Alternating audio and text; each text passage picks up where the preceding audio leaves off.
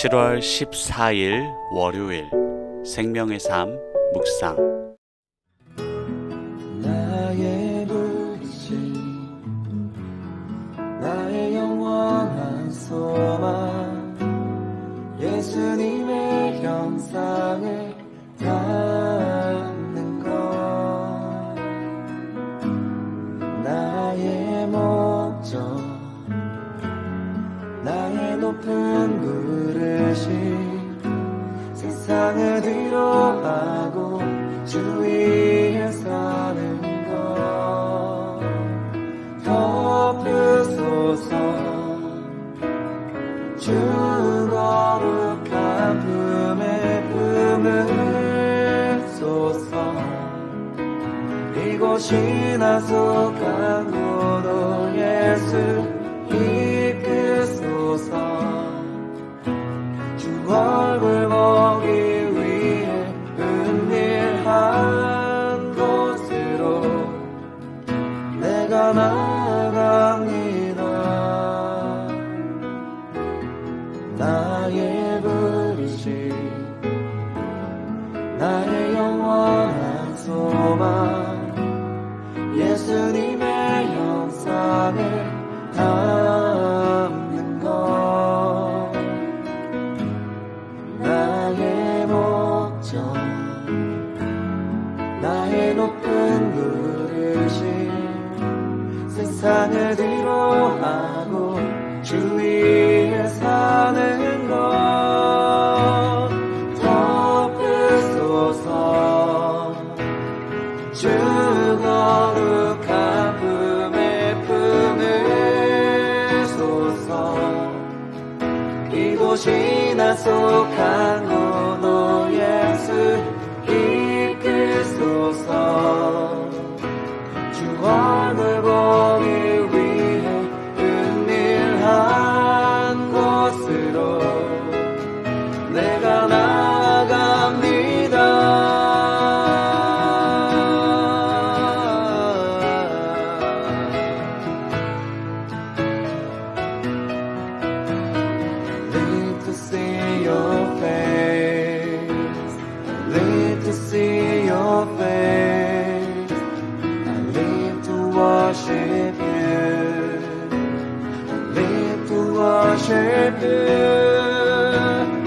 예배하기 위해 나 살아갑니다. 예배하기 위해 나 살아갑니다. 주 얼굴 보기 위해 나 살아갑니다. 주 얼굴 보기 위해 나 살아갑니다. 덮으소서 주 거룩한 품에 품으소서 이곳이나 속한 고도 예수 이끌소서 주 얼굴 보기 위해 은밀한 곳으로 내가 나아갑니다. 덮으소서 주 거룩한 품에 품으소서 이곳이나 속한 고도 예수 이끌소서 주 얼굴 보기 위해 은밀한 곳으로 내가 나아갑니다.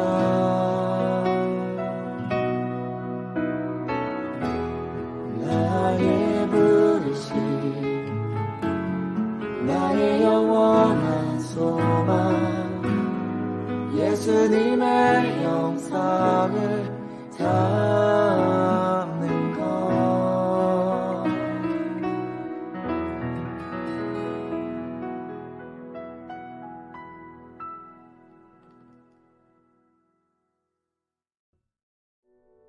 아멘.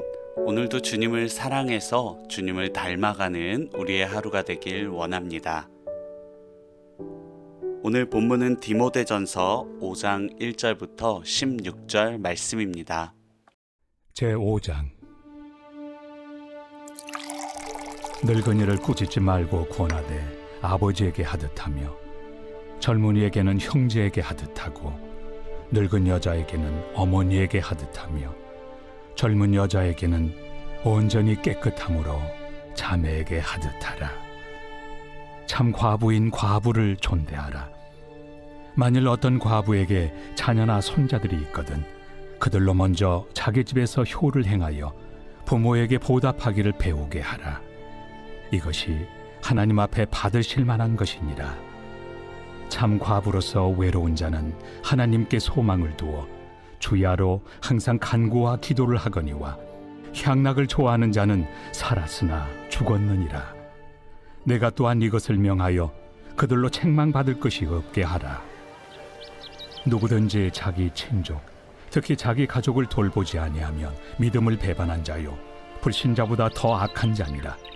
과부로 명부에 올릴 자는 나이가 60이 덜 되지 아니하고 한 남편의 아내였던 자로서 선한 행실의 증거가 있어 혹은 자녀를 양육하며 혹은 나그네를 대접하며 혹은 성도들의 발을 씻으며 혹은 환난당한 자들을 구제하며 혹은 모든 선한 일을 행한 자라야 할 것이요 젊은 과부는 올리지 말지니 이는 정욕으로 그리스도를 배반할 때 시집 가고자 함이니 처음 믿음을 저버렸으므로 정죄를 받느니라.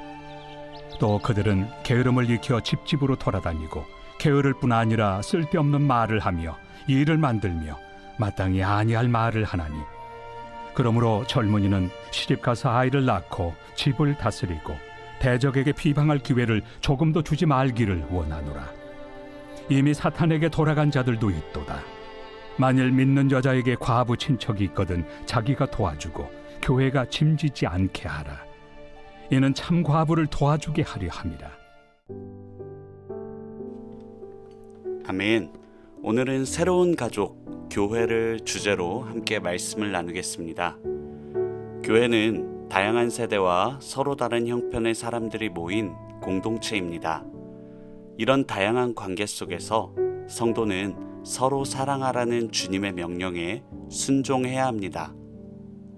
바울은 교회 안에서의 관계를 가족 관계에 비유하며 우리가 서로를 어떻게 대해야 하는지를 가르쳐 줍니다. 교회 안에서 질서를 세우고 사랑을 실천하기 위해 우리가 갖춰야 할 태도는 무엇일까요? 먼저는 서로를 존중하며 사랑해야 합니다. 교회에는 어린아이부터 노년의 성도까지 모든 세대가 함께 모여 있습니다. 바울은 연로한 성도들을 아버지나 어머니처럼 존경하고 젊은 성도들은 형제 자매처럼 사랑으로 대하라고 가르칩니다. 젊은 성도들은 연로한 성도들의 경험과 지혜를 존중하고 의견을 경청하는 태도를 가져야 합니다. 젊은 성도들은 서로를 형제 자매로 여기며 이성 간에는 순전한 관계를 유지해야 합니다. 그렇게 할 때 서로에게 긍정적 영향을 미치고 교회 공동체는 더욱 단단하게 연합할 수 있습니다. 교회는 예수 그리스도를 중심으로 한 영적 가족입니다. 예수님이 흘리신 피로 맺어진 이 관계는 이 땅에서의 혈연 관계를 뛰어넘어 그리스도 안에서 연합하여 친밀함과 따뜻함을 나눌 수 있는 관계입니다. 하지만 우리가 가정에서도 때론 갈등을 겪듯이 교회 안에서도 불편한 관계나 갈등이 생길 수 있습니다. 서로 다른 성향이나 의견 차이 혹은 오해 때문에 관계가 어려워질 때가 있는 것입니다.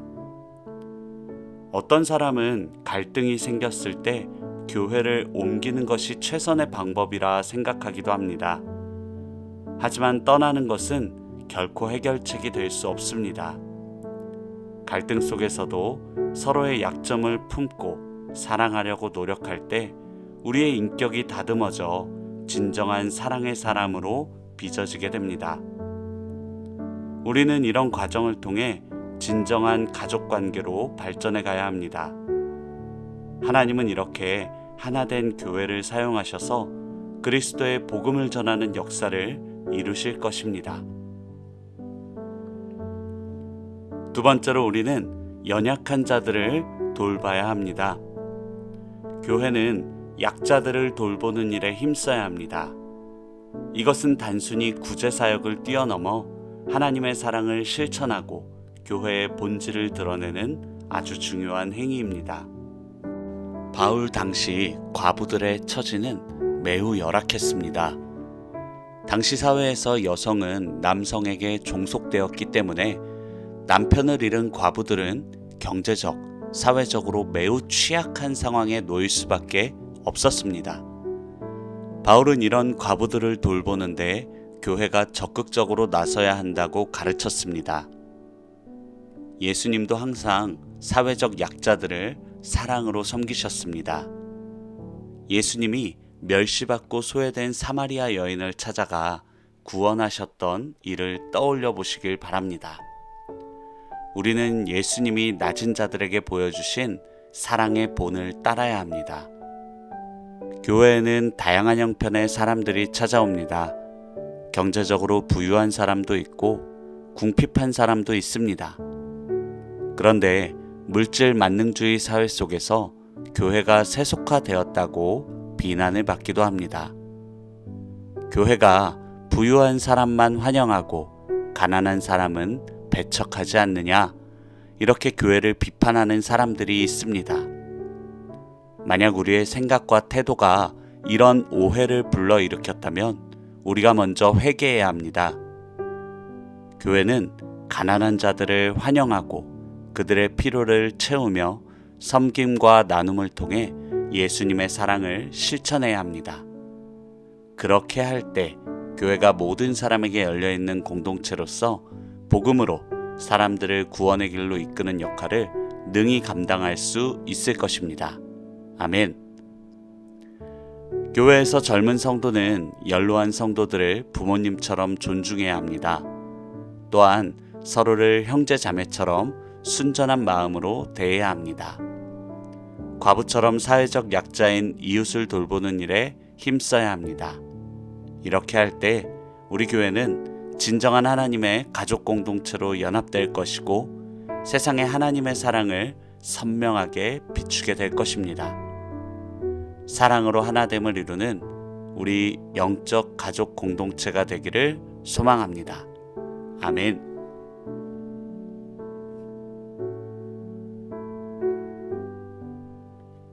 함께 기도하고 오늘 묵상을 마무리하도록 하겠습니다.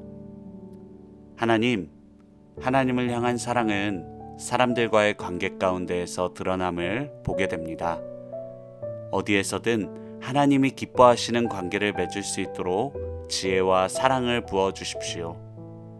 도움이 필요한 사람들을 볼 때 하나님이 우리에게 맡기신 영혼들로 여기며 기꺼이 그들을 섬기는 주님의 손과 발이 되게 하여 주십시오. 예수님의 이름으로 기도합니다. 아멘.